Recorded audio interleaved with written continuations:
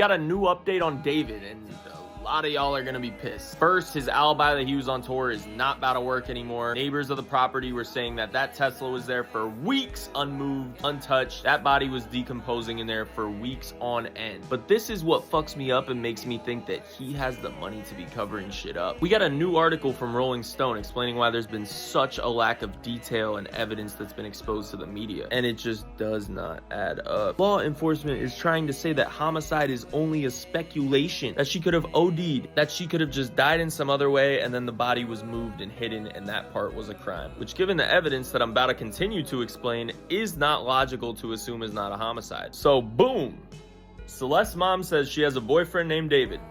Boom, mic fucking drop. Boom again.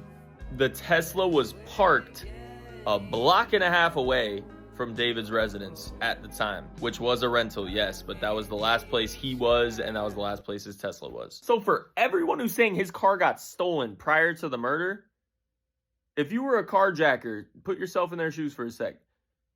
Would you park right up the street and live right up the street from the person whose car you're stealing? So his car was not stolen. I'm not buying that shit at all. He had the car. It was registered to him when her body was found in there right up the street. So none of this makes sense. For them to take all this info that they're giving to the public now and then bottom line it by saying, so we're not sure if it's a homicide or not. That's just a possibility. Why would law enforcement think this isn't a homicide if her body was dismantled?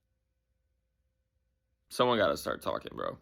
Somebody gotta at least take him into custody right now. Follow for more updates, hip-hop updates in general, but let me know what you guys think about this. I am like absolutely certain at this point that he is able to cover this murder up, and details that are being put out in the public are completely incriminatory to him. If you guys like music news, music updates, David stuff, give me a follow.